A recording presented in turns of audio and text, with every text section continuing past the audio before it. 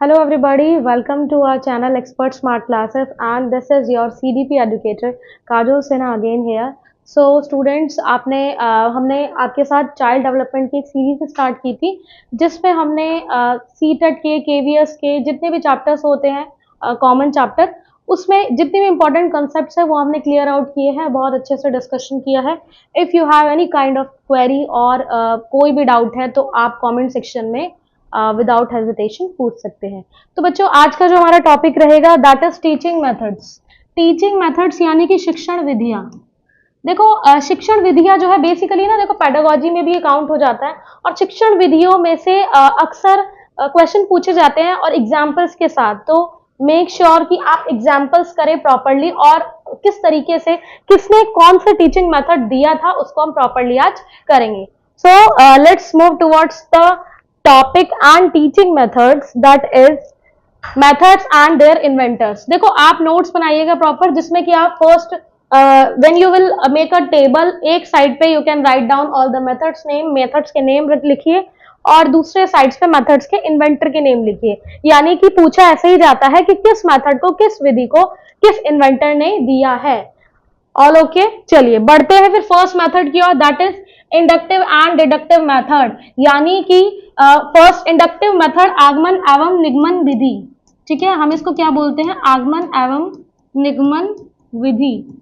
तो आगमन एवं निगमन विधि में हम क्या करते हैं कि जैसे हमने प्रिंसिपल्स पढ़े थे ना, सामान्य से विशिष्ट की ओर और विशिष्ट से सामान्य की ओर, general to specific, specific to general. So वही उसी का दूसरा नाम है इंडक्टिव एंड डिडक्टिव मेथड। इसमें हमने क्या करना होता है, suppose if you are teaching plants animals chapter in any class, या कोई भी ज्योग्राफी का चैप्टर, कोई भी बेसिक सा चैप्टर पढ़ाने वाले हैं, तो उसमें फर्स्ट ऑफ ऑल अगर आप एग्जाम्पल्स के थ्रू बच्चों को पढ़ाते हैं, पहले आप एग्जाम्पल्स पूछे और बच्चे उसका रिप्लाई कर पाए कि yes it is the example of particular topic, तो उस मेथड को हम क्या बोलते हैं? Inductive method. और डिडक्टिव मेथड में क्या होता है बच्चों? डिडक्टिव मेथड में सबसे पहले ना हम प्रीवियस उसकी नॉलेज को चेक करते हैं बच्चे की। ठीक है, firstly we check out the knowledge of previous, मतलब प्रीवियस जितने भी हमारे इंफॉर्मेशन है उसको चेक करके then we come towards the next topic, हम नए टॉपिक की ओर बढ़ते हैं।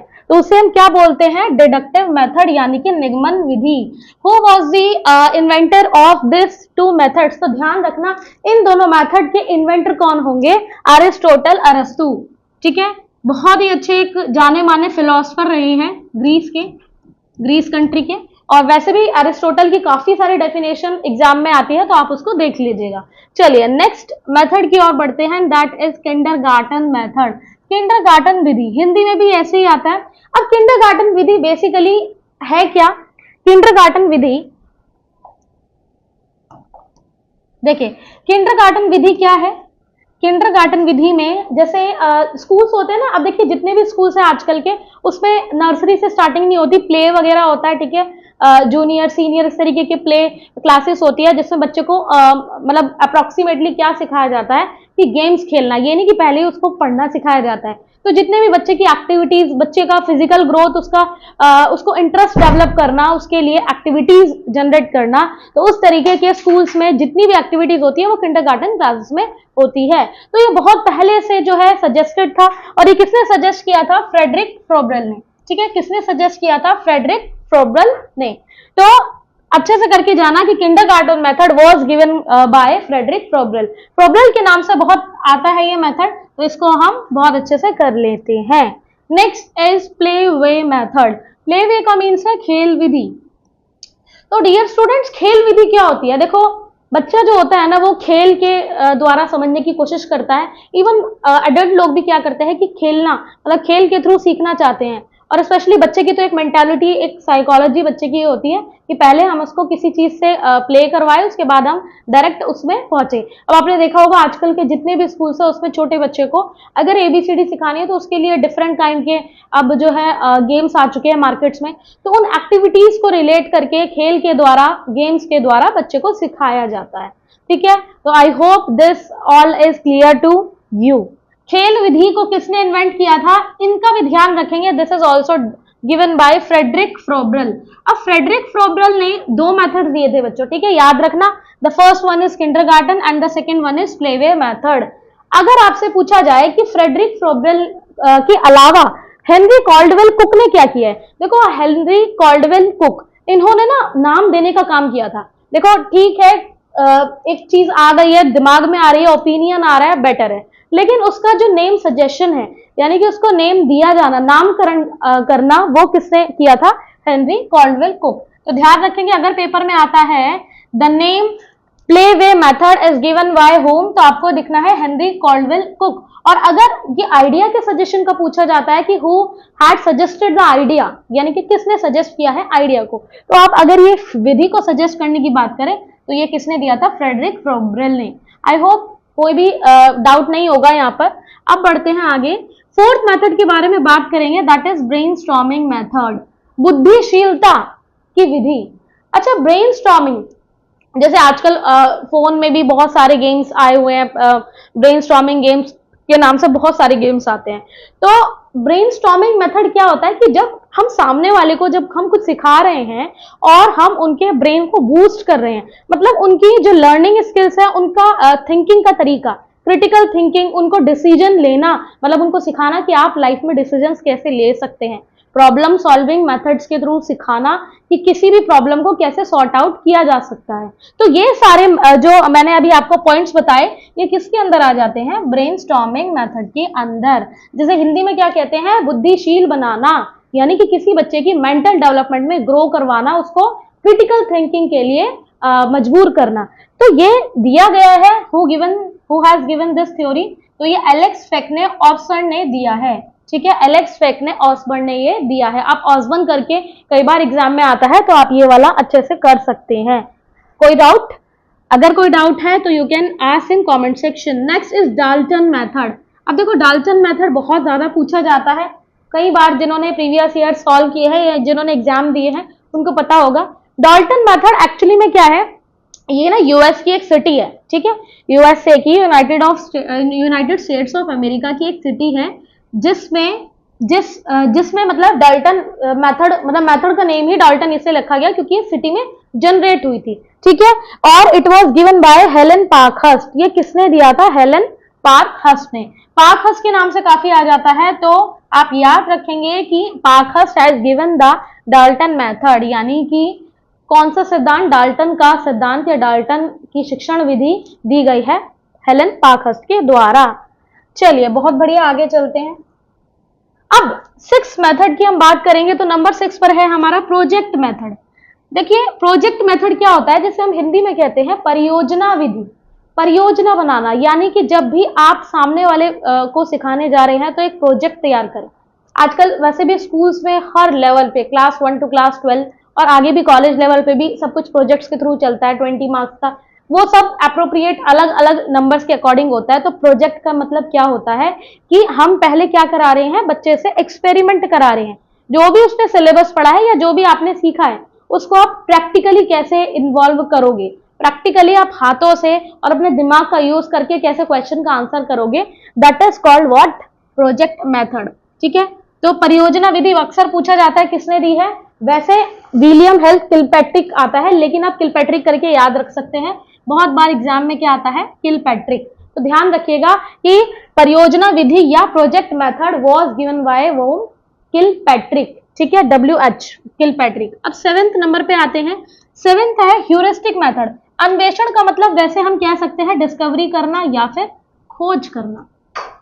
देखो, हम ना लाइफ में काफी सारी चीजें जो सीखते हैं, इवन एडल्ट्स की मैं बात कर रही हूँ, बड़े लोग भी, खोज के द्वारा। अगर हमें कोई प्रॉब्लम का सोल्यूशन नहीं मिल रहा है तो हम उस प्रॉब्लम के सोल्यूशन को खोजने लगते हैं ना। सेम यही केस हमें करना होता है बच्चों के साथ। बच्चों को कोई ऐसा टॉपिक दो, बच्चों को कोई ऐसा इन्वॉल्वमेंट कराओ उनका कि उन्हें क्या फील हो कि हाँ जी, हमें क्या करना है, किसी क्वेश्चन का आंसर खुद से खोजना है।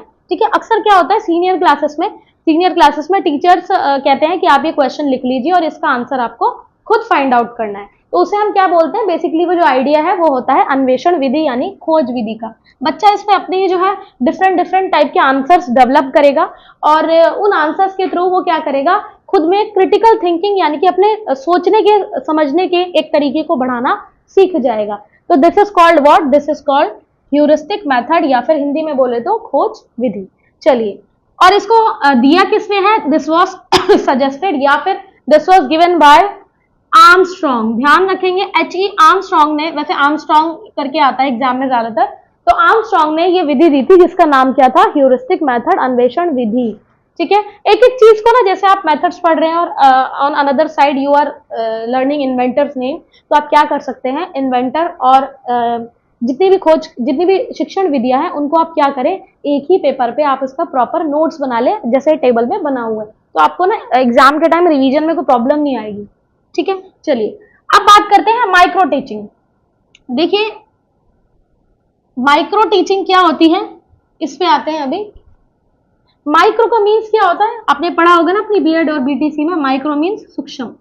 सूक्ष्म यानी कि मतलब छोटे से ही नहीं होता, सूक्ष्म यानी कि जब हम बारीक तरीके से चीजों को करते हैं, बहुत डिफाइन वे में, मतलब बहुत ही बारीकी से जब हम किसी काम को करते हैं और बच्चों को सिखाने की कोशिश करते हैं, दैट इज कॉल्ड व्हाट, सूक्ष्म विधि यानी कि माइक्रो टीचिंग। आपने देखा होगा लेसन प्लान जो बनते हैं अक्सर टीचर्स के, जिन्होंने बीएड बीटीसी की है, ऑब्वियस सी बात है, तो सबने सीखा है कि लेसन प्लान कैसे बनाते हैं, उसमें माइक्रो लेसन प्लानिंग होती है, मैक्रो होती है, तो बहुत सारी हम अपने आइडियाज को डेवलप करते हैं, किसी चैप्टर को कैसे पढ़ाना है या किसी कोर टॉपिक का कितना पार्ट हमें जो है डिस्कस करना है, कितना छोड़ना है पार्ट और कितने पार्ट को जो है इंक्लूड करना है, तो ये सब माइक्रो टीचिंग में आता है। बच्चों को बताना पड़ता है कि बच्चे क्या पढ़े और क्या ना पढ़े। देखो पढ़ने से ज्यादा इंपॉर्टेंट ये भी है कि हम क्या ना पढ़े, तो आपको भी सिर्फ यही काम करना है। आप जितनी भी ये जो सीरीज चलाई गई है चाइल्ड डेवलपमेंट सीरीज, और इसमें पेडागोजी भी साथ में रहेगी, तो ये जो सीरीज है बेसिकली ये एक ना प्रॉपर, मतलब हम कह सकते हैं पूरा निचोड़ है किसका, सारी बुक्स के जो कोर चैप्टर होते हैं उनका, जिससे कि आपको टाइम भी, आपका टाइम कंज्यूम जो करते हैं, टाइम कंजम्पशन बच जाए और आपको जो है एक ही प्लेटफॉर्म पर आपको अच्छे से नोट्स प्रोवाइड किए जाए।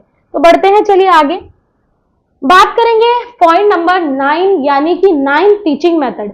अब ये जो टीचिंग मेथड है आप देख पा रहे हो, क्वेश्चन आंसर मेथड, जिसको हम बोलते हैं प्रश्न उत्तर विधि।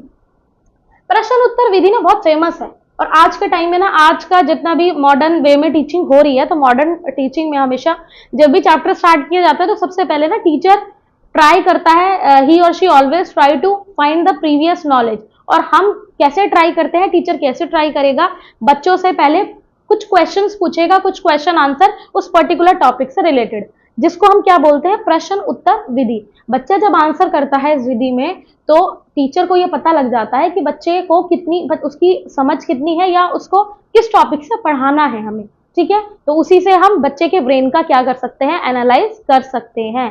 तो this is called what, this is called question answer method. और ये फेमस जो थे फिलोसफर थे, ग्रीक फिलोसफर सॉक्रेट्स, सुकरात, बहुत ही मशहूर, और इनके काफी सारे जो है थ्योरीज आई है, बुक्स आई है, बहुत, मतलब लोग ना आज के टाइम में क्या करते हैं, जो अगर जिनको अपना टाइम बहुत अच्छे से यूटिलाइज करना होता है, सॉक्रेट्स की बुक आती है साइकोलॉजी में, तो उसको भी वो रीड करने का काम करते हैं। चलिए, तो आपको समझ आया होगा I think question answer method क्या है। अब आते हैं पॉइंट नंबर 10, सोशियोमेट्री मेथड यानी कि समाजमितीय विधि।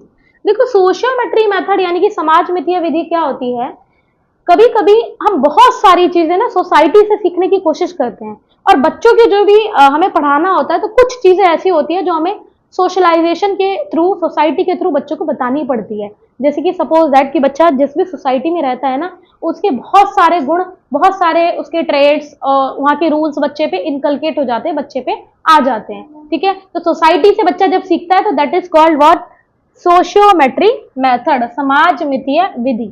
ठीक है, और इसको देने वाले थे मोरेनो, जिनका पूरा नाम है Jacob L Moreno. L Moreno करके ज्यादा आता है एग्जाम में, तो याद रखिएगा आप एल मोरेनो। कोई डाउट या कोई क्वेरी है तो आप पूछ सकते हैं। नेक्स्ट हम आते हैं, अब 11th जो मेथड है हमारा, दैट इज मॉन्टेसरी मेथड। ठीक है, मैं फिर से कहूंगी, कुछ चीजें जो मैं कुछ मेथड्स बता रही हूँ वो प्रीवियस ईयर्स में काफी बार आए हुए हैं, जैसे कि अभी हमने देखा मोरेनो का, मॉन्टेसरी का। ठीक है, ये मेथड्स ना प्रीवियस ईयर्स में रिपीटेड मेथड्स है, तो उनको बहुत अच्छे से कर लीजिएगा आप।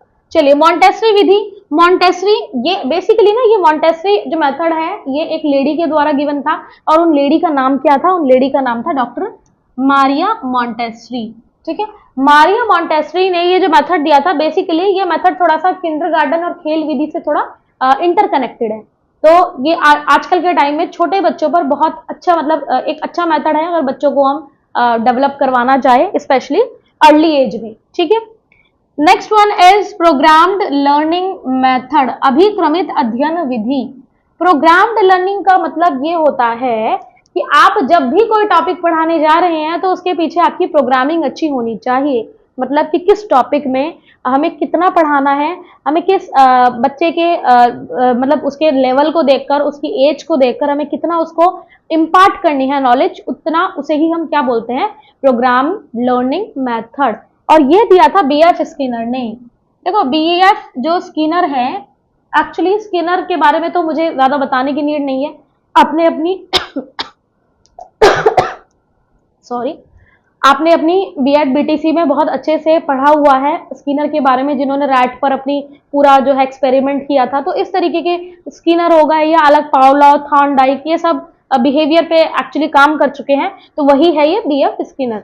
इनकी फेमस जो विधि थी दैट इज प्रोग्राम्ड लर्निंग। ठीक है। और एक और चीज, ये एक्सपेरिमेंट पर बहुत ज्यादा बिलीव करते थे, ये बिहेवियरिज्म पर बिलीव करते थे। ये एनालाइज करते थे कि एक पर्टिकुलर अगर एनिमल पर हम ये एक्सपेरिमेंट कंडक्ट करवा रहे हैं तो रिजल्ट क्या होगा, आप समझ पा रहे हैं। तो उस रिजल्ट को एनालाइज करके ये आगे विधियां बनाते थे। तो बीएफ स्किनर मोस्ट इंपॉर्टेंट मैं कहूंगी आपको। ठीक है, क्योंकि इनसे रिलेटेड आगे भी हमें काफी चीजें पढ़नी है। चलिए आगे देखते हैं प्रोग्राम्ड इंस्ट्रक्शंस, यानी कि शाखीय अभिक्रमण विधि। प्रोग्राम्ड इंस्ट्रक्शन काफी हद तक रिलेट करता है प्रोग्राम्ड लर्निंग से। देखिए, जब हम ना बच्चे को सिखाने वाले होते हैं कि हमें प्रोग्राम करके उन्हें सिखाना है, तो उसमें हम क्या इंक्लूड कर लेते हैं, उसमें हम इंस्ट्रक्शन इंक्लूड करते हैं। ठीक है। इंस्ट्रक्शन का मतलब आप ये समझिए कि मुझे सपोज दैट कि कोई चैप्टर बच्चे को पढ़ाना है या आपको कोई चैप्टर पढ़ाना है, तो आपको ना उसमें कुछ बच्चों को इंस्ट्रक्शन देने पड़ेंगे कि पहले हम ये करेंगे, ये वाला पार्ट करेंगे, जितना पार्ट छोड़ना है उसका हम इंस्ट्रक्शन देंगे बच्चों को, या कैसे क्वेश्चन को डील करना है उसके भी हम पर्टिकुलर इंस्ट्रक्शंस देंगे। तो ये फेमस विधि थी and this was given by Norman A Crowder. ठीक है, नॉर्मन के नाम से भी काफी आ जाती है, तो नॉर्मन ए काउडर ने ये विधि को जनरेट किया था। ठीक है, चलिए वेरी गुड। नेक्स्ट हम बढ़ते हैं 14th विधि जो है विनेटिका मेथड। ठीक है, शिक्षण की विनेटिका विधि। ये विनेटिका विधि जो थी कार्टलन वॉशवर्न ने दी थी। ठीक है, कार्टलन वॉशवर्न, इनके बारे में पूछ लिया जाता है, मतलब आ ही जाता है कभी कभी विनेटिका मेथड, लेकिन कुछ जो मेथड्स मैंने बताए वो इंपॉर्टेंट है। ठीक है, चलिए अब 15th जो मेथड है that is called 5 step lesson plan. इसको हम हर्बर्टियन मेथड भी बोलते हैं। क्यों? क्योंकि इसको हर्बर्ट ने दिया था। हर्बर्टियन नाम का ही मतलब आप समझ पा रहे हो कि इसमें एक साइकोलॉजिस्ट इंक्लूड थे, फिलोसफर, जिनका नाम था हर्बर्ट। ये देखो लिखा हुआ है हर्बर्ट। तो एक्चुअली इस विधि में क्या था, इस विधि में हर्बर्ट ने क्या बताने की कोशिश की है कि हमारे ना 5 स्टेप के लेसन प्लान होते हैं। अब 5 स्टेप के लेसन प्लान क्या है वो मैं आपको भी आगे बताऊंगी, सब हमने बनाया हुआ है कि हमने पहले क्या करना पड़ता है, प्लानिंग करनी पड़ती है, फिर उसको इंस्ट्रक्शन करके और उसमें फिर हम एग्जाम्पल देते हैं। तो 5 स्टेप लेसन प्लान बहुत इंपॉर्टेंट है। अगर आप जब टीचिंग वैकेंसी आएगी और आप क्लियर कर लेंगे, बहुत जल्दी आप क्लियर कर लें, तो करने के बाद आपकी जो जॉब लगेगी उसमें आपको पता लग जाएगा कि आपको 5 स्टेप लेसन प्लान के थ्रू बच्चे को कैसे पढ़ाना है। क्लियर? चलिए next is Braille script. Braille लिपि, ये भी आपने अपनी जितने टीचिंग कोर्स किए हैं, बीएड बीटीसी व्हाटएवर, तो उसमें आपने पढ़ा होगा ब्रेल लिपि क्या है। बेसिकली ब्रेल लिपि जो होती है वो ऐसे लोगों के लिए होती है जो जिनका ना विजुअल इंपेयरमेंट है, मतलब कि जो जिनका विजन अच्छा नहीं है, जो देख या तो कम पा रहे हैं या बिल्कुल ही नहीं देख पा रहे हैं। ठीक है, तो ऐसे लोग जिनको दिखाई कम देता है, वो पढ़ना चाहते हैं, तो उनके लिए स्पेशल कौन सी विधि लेके आए हैं, ब्रेल स्क्रिप्ट। और ये किसने स्टार्टिंग की थी, लुइस ब्रेल। आपको ये जान के हैरानी होगी या फिर कुछ बच्चों ने जिनको पता होगा, Louis Braille was also a vision impairist, मतलब उसका भी क्या था, लुइस ब्रेल की आंखों में भी प्रॉब्लम थी, वो भी देख नहीं पाते थे। तो ऐसे पर्सन ने जब अपनी लाइफ में ये प्रॉब्लम फेस की, तो इन्होंने किस तरीके से इस विधि को बनाया, मतलब आप इमेजिन करके देखो। तो ब्रेल लिपि का मतलब मैं थोड़ा सा आपको बता देती हूँ, ये इंपॉर्टेंट भी है। मान लीजिए ये बुक है और बुक में अपने बच्चे को ABCD पढ़ाना है और बच्चे को दिखाई नहीं देता है ना, he is not able to मतलब रीड, सी नहीं कर सकता तो देखेगा क्या, पढ़ेगा क्या। ये ए मुझे पढ़ाना है, अगर मुझे ए पढ़ाना है कुछ भी वट एवर, मुझे ABCD उसको सिखानी है, तो हाँ क्या किया जाता है इस मेथड में, स्पेशली कुछ ऐसी टेक्निक्स यूज की जाती है जिसमें उस पर्टिकुलर वर्ड या लेटर के ऊपर कुछ उभरे हुए पार्ट बना दिए जाते हैं। अब जब बच्चा इस पर्टिकुलर ऐसे टच करेगा, ठीक है, इस बुक को, तो उसे पता लग जाएगा कि ठीक है इतना जो पार्ट ऊपर आया हुआ है, उभरा हुआ है, ठीक है, बल्ज हो रहा है थोड़ा सा, वो क्या है, इसे हम क्या कनेक्ट करवा सकते हैं कि ये बोलते हैं ए। इस तरीके से ABCD सिखाई जाती है, और जो भी चीज सिखाई जाती है बच्चों को अपने उसके लेवल पर, तो वो इस मेथड से सिखाया जाता है, ठीक है। तो बहुत फेमस है ये विधि। खैर आगे चलते हैं, चलिए 17 है बेसिक एजुकेशन मेथड। बुनियादी शिक्षा बहुत जरूरी है। देखो बुनियादी शिक्षा का मतलब क्या होता है, देखो गांधी जी ने ये मेथड जब दिया था तो उनका ना उनका एक सोचने का तरीका था, एक उनका पर्सपेक्टिव था, वो चाहते थे कि बच्चे को चार दीवारी में बंद करके जबरदस्ती उस पर थोपनी नहीं चाहिए चीज। ये ऐसा मतलब महात्मा गांधी का मानना था, जो मैं आपको बता रही हूँ। वो कहते थे कि बच्चा एकदम नेचर में पढ़ना चाहिए, नेचर के लाप में पढ़ना चाहिए, और उसको बहुत ही मतलब हंसते खेलते हुए पढ़ाया जाए। इस तरीके की चीजें महात्मा गांधी ने बोली थी। और स्पेशली अगर मैं आपको अगर थोड़ा सा टॉपिक से हटके एक नॉलेज दूं, तो ये बात उस टाइम की थी जब ब्रिटिशर्स जो है हमारे ऊपर राज कर रहे थे, और उस टाइम पे ना मतलब क्या ही बताऊं, एजुकेशन सिस्टम भी ज्यादा खास नहीं था। गुरुकुल्स होते थे और अलग अलग मतलब सिस्टम थे, उसमें अलग अलग ही रूल्स चलते थे। तो फिलहाल महात्मा गांधी का कहना था, ये देखो MK गांधी मीन्स मोहनदास करमचंद गांधी, उनका कहना था कि बच्चे को ना बुनियादी शिक्षा दो, बेसिक एजुकेशन दो, जिससे पहले तो उसको ना वो नेचर से कनेक्ट कर पाए, वो पहले इंटरेस्ट ले पाए, तब उसको पढ़ाने की आप क्या कीजिए, कोशिश। याद रखेंगे, ये भी काफी बार आ जाता है, इंपॉर्टेंट है, लुईस ब्रेल वाला भी। चलिए अब आता है इमिटेशन मेथड, अनुकरण विधि। देखो इमिटेशन मतलब इमिटेट करना। अगर अपने BEd या BTC में पढ़ा होगा, जो मतलब इमिटेशन की विधि जो है ना, वो बंडूरा के द्वारा दी गई थी, और उन्होंने ना एक बड़े से चिंपैंजी पर किया था, मंकीज पर किया था। एक्चुअली उनका एक्सपेरिमेंट मतलब उन्होंने किया क्यों था, वो ये देखना चाहते थे कि क्या कोई भी जो जीव होता है वो सीख सकता है अनुकरण से, किसी को देखकर सीख सकता है। तो उन्होंने क्या किया था, बेसिकली एक रूम में मतलब एक मंकी को बंद कर दिया और दूसरे मंकी को जो है साइड में विंडो पे बिठा दिया। तो जब ना एक रूम में बंद किया था, तो उस मंकी ने क्या किया, उसको जो है बनाना चाहिए था, आई थिंक, अभी मुझे याद नहीं है, शायद ऐसे ही कुछ था। तो फैन के ऊपर बनानास रख दिए थे और साइड में जो है एक स्टिक रखी थी। तो उस पहले जो मंकी था जो अंदर बंद था, उसने उस स्टिक से ना मतलब बनाना को खाने की कोशिश करी। सेम उसी मेथड जब दूसरे बंदर को बंद किया गया है ना, तो उसने बिना कुछ सोचे समझे स्टिक उठाई और बनानास को अपने साइड में ले लिया। तो इस तरीके से इमिटेशन या अनुकरण विधि ये सिखाती है कि एक बच्चा या कोई भी पर्सन अनुकरण यानी कि इमिटेट करके भी बहुत सारी चीजें सीख सकता है। ठीक है, ध्यान रखेंगे, ये तो हम लोग भी करते हैं ना, ठीक है, हम लोग भी तो ऐसे ही करते हैं। कई बार हम दूसरों को देखकर बहुत ज्यादा अच्छे से सीख जाते हैं, कई बार हम किसी को अपना आइडल मान लेते हैं। तो इंपॉर्टेंट विधि है, और ये दी थी अल्बर्ट बंडूरा ने। ठीक है, इनके बारे में वैसे बहुत सारी बुक्स में बहुत कुछ है। चलिए, साइंटिफिक मेथड, वैज्ञानिक विधि। साइंटिफिक यानी वैज्ञानिक विधि क्या होती है कि जब जैसे जितने भी हमारे ना कुछ प्रैक्टिकल सब्जेक्ट्स होते हैं, अब साइंस क्या है, प्रैक्टिकल सब्जेक्ट है, ठीक है, ऐसे ही सोशल साइंस में ज्योग्राफी प्रैक्टिकल सब्जेक्ट है। तो कुछ ऐसे प्रैक्टिकल सब्जेक्ट होते हैं जिसमें हमें प्रैक्टिकली बच्चों को उसमें इन्वॉल्व करवाना ही पड़ता है। ऐसे मेथड को हम बोलते हैं साइंटिफिक मेथड। ठीक है, साइंटिफिक मेथड बहुत इंपॉर्टेंट है, स्पेशली जो प्रैक्टिकल सब्जेक्ट्स है उनको पढ़ाने के लिए। इसको दिया था फ्रांसिस बेकन ने। ठीक है, बेकन करके कई बार आता है एग्जाम में। तो Francis Bacon has given the method of scientific या साइंस। साइंटिफिक मेथड जरूरी भी है, बहुत सारे देखो आज के टाइम में तो बहुत सारी चीजें हैं जो साइंटिफिक मेथड से पढ़ाई जाती है। इवन इंग्लिश, हिंदी, ग्रामर, मतलब कुछ ऐसे सब्जेक्ट्स भी वो भी प्रैक्टिकली मतलब साइंटिफिक मेथड से करवाए जा रहे हैं। तो आजकल के स्कूल्स में, आजकल के कॉलेजेस में ये प्रोविजन चल पड़ा है। और ये मतलब ये जो सारे मेथड्स पढ़ रहे हो ना, ये काफी टाइम से मतलब बहुत ज्यादा प्रूवन है ना, साइंटिफिकली कह लो आप, प्रूवन है, मतलब ये सबने यूज किए हुए हैं, तभी आपकी बुक्स में, आपके कोर्स की बुक में या आपके टीचिंग की बुक में देखने के लिए मिलते हैं। चलिए, वेरी गुड, अब आगे बढ़ते हैं। रोल प्ले मेथड, नाटक विधि। रोल प्ले स्कूल्स में, कॉलेजेस में, अलग अलग जगह पर, सोसाइटी में या अलग अलग जगह पर, ठीक है, रोल प्ले करना ही पड़ता है। रोल प्ले से ना बहुत सारी चीजें समझ में आती हैं, स्पेशली ना जब किसी टीचर को, किसी बच्चे को अब सिखाना हो कि सपोज कि आपको पर्टिकुलर हमने हिस्ट्री पढ़ानी है, किसी की भी, मान लीजिए अकबर की या किसी की, वॉट एवर किंग, या किसी की भी हिस्ट्री पढ़ानी है, उसके लिए आप क्या देते हो, आप बच्चे से कहते हैं चलो नाटक का एक जो है नाटक करते हैं और उसमें किरदार प्ले करेंगे, रोल प्ले करेंगे। तो ऐसे पर्टिकुलरली जब अलग अलग बच्चों को अलग अलग कैरेक्टर्स प्ले करने के लिए दिए जाते हैं, तो उनसे बच्चों में एक इन्वॉल्वमेंट आता है, वो सीखते हैं कि हाँ ऐसा किरदार जो है पहले रहा होगा। तो ये बहुत मतलब अच्छा मेथड है, फेमस मेथड भी है, बहुत सारी जगह पर यूज होता है।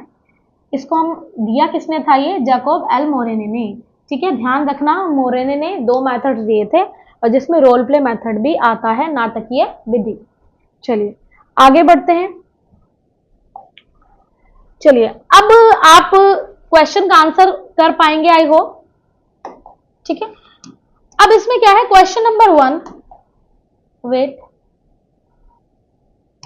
चलिए क्वेश्चन नंबर 1 गिवन है, आप प्रैक्टिस क्वेश्चन कर लेते हैं कुछ, so that you can analyse yourself कि आपने कितना सीखा है और कितना आप क्वेश्चन को डील करने में कैपेबल है। चलिए आप जब ये क्वेश्चन देख रहे हैं, मतलब क्वेश्चन डील करेंगे, तो आप बीच में इसको पॉज करके कमेंट सेक्शन में भी आंसर लिख सकते हैं। तो first question is, who gave the Dalton method, John Dalton, Washburne, Helen Parkhurst या जैकोब मोरेनो, ठीक है, किसने दिया है मेथड, ये जल्दी से आप मुझे कमेंट सेक्शन में, मतलब कमेंट सेक्शन में बताएंगे और I will check out all the comments कि किसने इसका आंसर सही दिया है। चलिए next is, where was kindergarten schools were first established in, पहली बार किंडरगार्टन स्कूल एस्टैब्लिश कब किए गए थे। देखो हमने ये तो पढ़ लिया कि किंडरगार्टन जो है वो किसने दिया था, मतलब ये मेथड किसने दी, बट ये स्कूल पहली बार कब एस्टैब्लिश किए गए, तो कई बार आता है, ये प्रीवियस ईयर क्वेश्चन है, जर्मनी में, ठीक है, the answer will be Germany. पहली बार ये वाले स्कूल कब मतलब कहाँ पे एस्टैब्लिश किए गए थे, जर्मनी में। जर्मनी के बाद जो है ये कंसेप्ट पूरे वर्ल्ड में फैलता गया और अब आज के टाइम में कोई ऐसा स्कूल नहीं है अकॉर्डिंग टू मी कि जिसमें प्ले स्कूल ना हो या फिर किंडरगार्टन टीचिंग ना होती हो, ठीक है। चलिए वेरी गुड। अब next question, who invented project method of teaching, ठीक है, इसको हमने बहुत अच्छे से अभी पढ़ा है, फटाफट से क्वेश्चन रीड करो, आंसर देखो, हिंदी इंग्लिश दोनों में गिवन है। तो शिक्षण की परियोजना पद्धति, ठीक है, ये पद्धति आप ऐसे कर सकते हैं इसको। तो शिक्षण की परियोजना पद्धति का आविष्कार किसने किया, ये आप कमेंट सेक्शन में बताएंगे।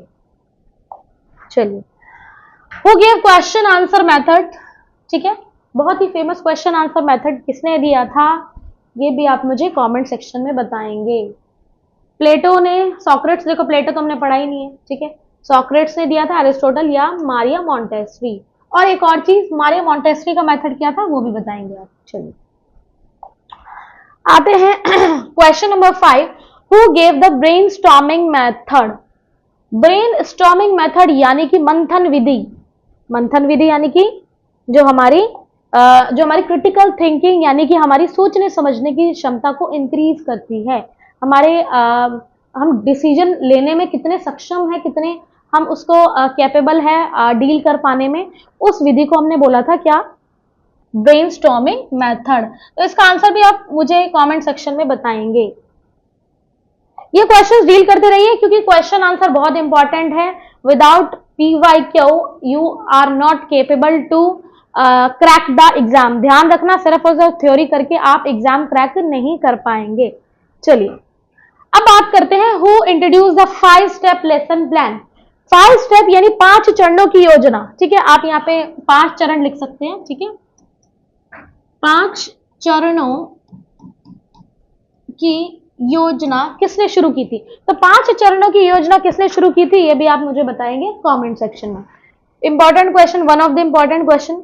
चलिए ये सारे ही मैंने जितने भी यहाँ लिमिटेड क्वेश्चंस हैं तो इंपॉर्टेंट है, बाकी आप और भी क्वेश्चंस जो है हम सीरीज चला देंगे आपके लिए, तो उसमें आप क्वेश्चंस देख सकते हैं। Next is, who invented heuristic method of teaching, heuristic जो टीचिंग थी यानी ह्यूरिस्टिक मेथड था वो किसने दिया था, तो ध्यान रखेंगे जितने भी नोट्स है पहले आप उसको लर्न कर लेना, एक बार रिवाइज कर लेना, वीडियो को दोबारा देख लेना और उसके बाद you can answer it very very smoothly. ठीक है, चलिए द नेक्स्ट क्वेश्चन। अब देखिए 5 स्टेप यानी कि 5 स्टेप का जो देखो अभी हमने ये लेसन प्लान पढ़ा था ना, ये ठीक है।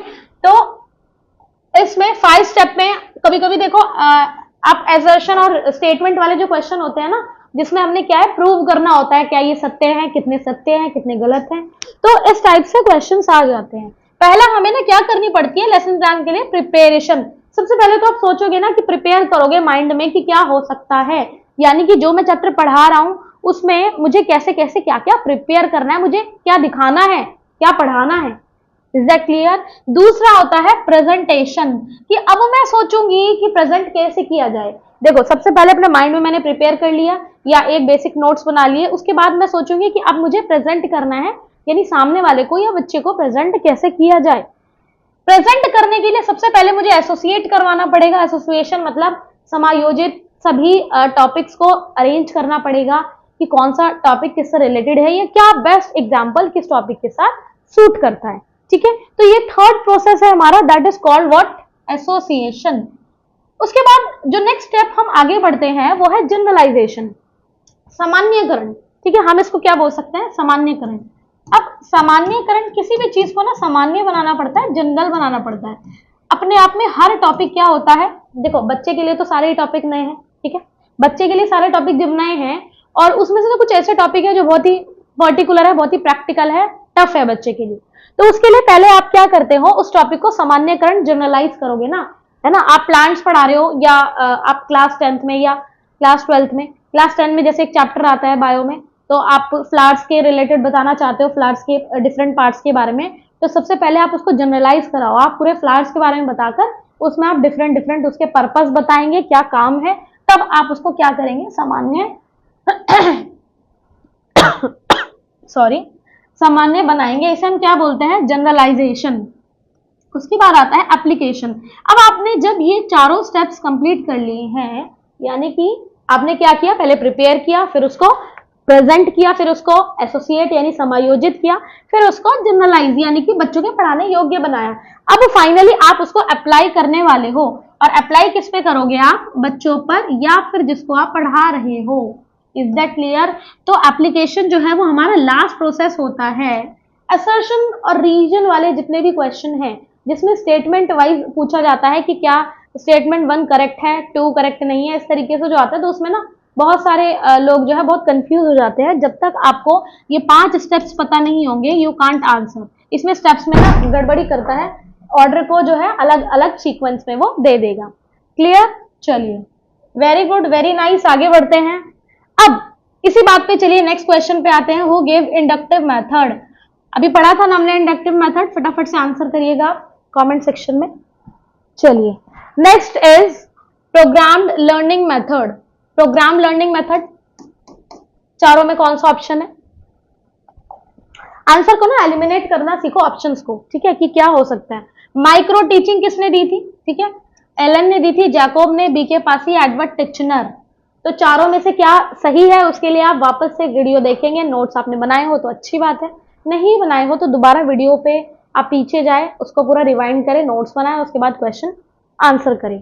बाय द वे, जहां से भी आप क्वेश्चंस करेंगे, अगर हम भी सीरीज देंगे आपको, सारे चैप्टर्स, जब कुछ चैप्टर्स हो जाएंगे तो मैं आपको पीवाईक्यू प्रोवाइड कराऊंगी, तो उस पीवाईक्यू के थ्रू आप एनालाइज कर पाओगे कि कैसे आप डील कर पा रहे हो। ठीक है, तो ये था हमारा क्या, आज का सेशन, और इसमें हमने सारे जितने भी इंपॉर्टेंट टीचिंग मेथड्स हैं हम कर चुके हैं। टीचिंग मेथड्स के कुछ टीचिंग मेथड्स के नेम और उनके कुछ इन्वेंटर, वो थोड़े से मतलब उनके नेम थोड़े टिपिकल हो जाते हैं, तो आपको सिंपल क्या करना है, जैसे मैंने आपको ट्रिक बताई है, एक टेबल बनाएंगे टेबुलर फॉर्म में बनाकर। सबसे पहले आप एक साइड लिखेंगे टीचिंग मेथड, दूसरी साइड लिखेंगे क्या, इन्वेंटर, जैसे कि ये है।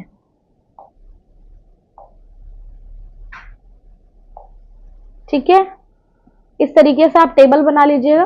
ठीक है, ये टेबल बहुत इंपॉर्टेंट होती है और स्पेशली वन शॉट रिवीजन के लिए खास है ये, जब आप वन शॉट यानी कि जब एग्जाम से पहले ऐसी परफॉर्म करते हैं। ठीक है, कुछ की जैसे हिंदी टिपिकल होती है तो कोई बात नहीं है, आप दोनों में याद कर सकते हैं, इट इज योर विश, आप हिंदी में, इंग्लिश में, वॉट एवर यू लाइक। चलिए, तो इस तरीके से हम जो है मतलब एक 30 डे का चैलेंज मैं ले रही हूँ कि इसमें हम क्या करेंगे, इसमें हम पूरा complete child development and pedagogy जो है कंप्लीट करने का ट्राई करेंगे। इसमें कोर कॉन्सेप्ट रखे जाएंगे, पीवाईक्यू रखे जाएंगे, बहुत हेल्पफुल सीरीज होने वाली है। उस सेशन को आप अच्छे से देखेंगे तो definitely you will be a good listener, good learner, और आप बहुत अच्छे कॉम्पिटिटिव। देखो, एग्जाम को तो एक बार क्रैक करो, 2 बार, वो एक डजेंट मैटर। एग्जाम को आपको क्रैक करने के लिए नहीं, आपको पढ़ना है कि आपकी नॉलेज इंक्रीज होनी है। और जब आप पीवाईक्यू लगाओगे तो ऑब्वियसली आप उसमें तो सक्षम हो ही। जब आप लगा पाओगे ना क्वेश्चन, तो आपको पता लगता है कि हम कितने पानी में, हमने क्या सीखा है। ठीक है, तो ये एक ना एग्जाम को मतलब क्रैक करने का एक तरीका होता है कि सबसे पहले आप पीवाईक्यू पर ना जाकर आप सबसे पहले कंसेप्ट देखो, उसके बाद आप जहां से भी पीवाईक्यू देखना चाहते हो। पहली बात तो हमारे ही चैनल पे आपको बहुत अच्छे से सारे प्रीवियस ईयर केवी के, सीटेट के, डीएसएसबी के जो भी आते हैं टीचिंग एग्जाम, उसके प्रोवाइड हो जाएंगे। तो इन मेथड्स के थ्रू आप क्या कर पाएंगे, नॉलेज को और एनहांस करके इनकलकेट कर पाएंगे। अच्छा, एक और चीज, इसमें ना कुछ मेथड्स आए हैं, उस मेथड को मतलब हम आगे जो चैप्टर्स करेंगे तो वो बेसिकली ना आपको वहां से भी याद हो जाएंगे। मतलब ऐसा नहीं है कि आप पहली बार बस इसी में पढ़ोगे, स्किनर के एग्जाम्पल्स हम आगे भी पढ़ेंगे। तो बहुत सारे ऐसे साइंटिस्ट हैं, ऐसे साइकोलॉजिस्ट हैं जिनको हम आगे पढ़ेंगे और धीरे धीरे सीखने की कोशिश करेंगे। तो अभी तक आपने अपने बीएड बीटीसी में जो भी किया है, बस उसी को अभी आपको क्या करना है, एक सम अप करना है ना। हम पढ़ बहुत लेते हैं लाइफ में, लेकिन देखो, एक चीज को आप बिल्कुल अच्छे से समझना, आपको ना क्या छोड़ना है ये पता होना चाहिए। मतलब कि आप बहुत सारी बुक्स लाके रखो, उसका कोई फायदा नहीं है। बहुत बुक्स है मार्केट में, कोई फायदा नहीं है, टाइम लगेगा और नहीं कर पाओगे। लेकिन जब तक आपको ये नहीं, आपको पढ़ना नहीं आएगा ना, आपको नोट्स बनाना नहीं आएगा, आपको ये देखना नहीं आएगा कि कौन सा टॉपिक जो है एग्जाम में बहुत आता है, हमें सिर्फ उसी को पढ़ना है और फालतू की चीजों को छोड़ना है, तब तक आप एग्जाम को क्रैक करने के उतने पास नहीं जा पाओगे। ठीक है, तो मिलते हैं नेक्स्ट सेशन में। आज के लिए इतना ही रखते हैं, और आई होप जिसने अभी तक सब्सक्राइब ना किया हो वो कर लेना चैनल सब्सक्राइब। और इससे पहले जितने भी हमारे मतलब वीडियोस हो चुके हैं उनको प्रॉपरली आप देखेंगे, नोट्स बनाएंगे और पर्टिकुलर एक नोट्स की सीरीज बना के उससे रिवाइज करेंगे। बाकी पेडागोजी मैं सीडीपी के बाद स्टार्ट करूंगी, उसमें हम और भी चीज़ें अच्छी अच्छी करेंगे जो कि डीएसएसपी वगैरह जैसे जो जिसमें थोड़ा सा टफ लेवल आ जाता है सीडीपी का, उसके लिए इंपॉर्टेंट होती है। ठीक है, तो नेक्स्ट सेशन में मिलते हैं। All the best to all of you, thank you so much.